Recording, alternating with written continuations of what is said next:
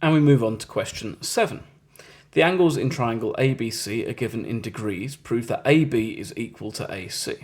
Now I look at this and I might not know exactly what I need to do, but it's a pretty good bet I'm going to need to find x at some point. I also think about what I'm showing. AB equals AC, so I'm showing that these two are equal. So what I'm really showing is that this triangle is either isosceles or equilateral.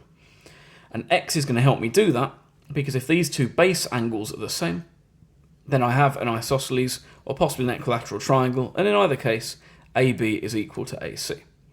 So to find x, I'm going to use the idea that the sum of the interior angles of a triangle adds up to 180. So 4x add 3x add 20, add 5x subtract 8 is equal to 180.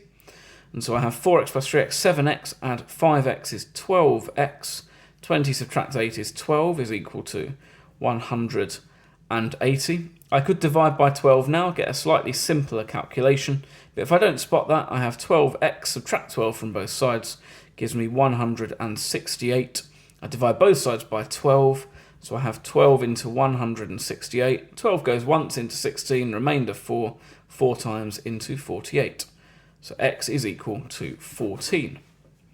Then I want to find angle ABC, which is 3 times 14 at 20, which is 42 at 20, which is 62 degrees. And I want to find angle ACB. ACB, which is 5 times 14, subtract 8, which is 10 times 14 is 140, divided by 2 is 70, subtract 8, gives me 62 degrees. So ABC is equal to ACB, and they're not 60 degrees, so it must be therefore that triangle ABC is isosceles, and this implies that AB is equal to AC, which is exactly what they wanted me to demonstrate. Not bad for 4 marks. Question 8. The number of emails Leanne sent this week is 20% more than last week.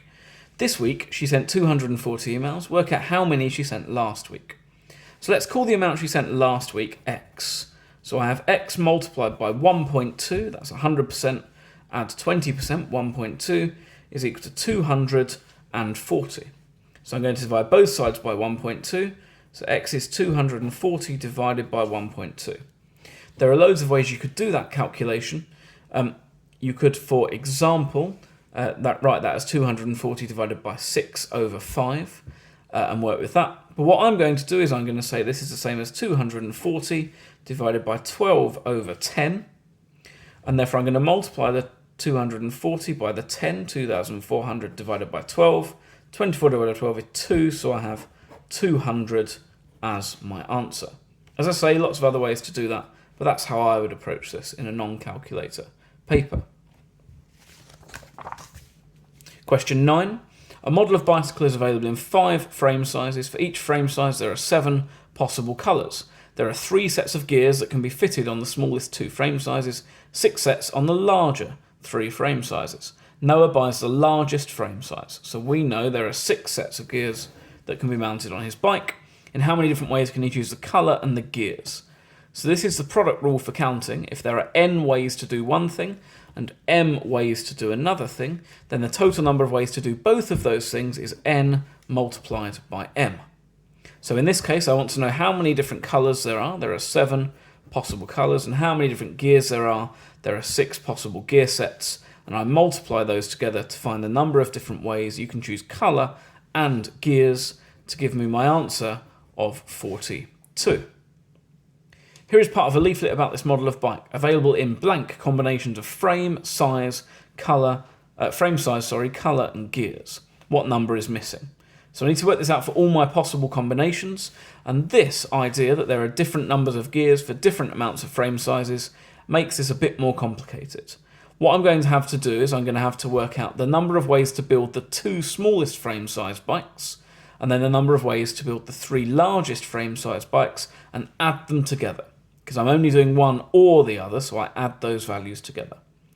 So if you look at our smaller frame sizes, there are 2 different frames I can choose. For those 2 different frames, there are 3 sets of gears, and there are 7 possible colours. So this is the number of ways to choose my 2 smaller frames.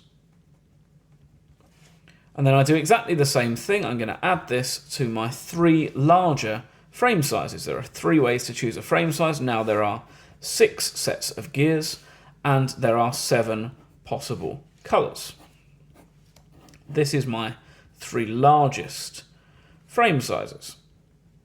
And then I need to evaluate this number. Now there are loads of ways to do this, but what I'm noticing is 2 times 3 is 6. So I've got 6 times 7, which is 42. And then I've also got 6 times 7, which is 42, times 3. So in total, I've got 4 lots of 42. 4 lots of 42. 4 lots of 40 is 160. 4 lots of 2 is 8, so I have 168 ways to do this. And that's the next few questions of this exam sorted.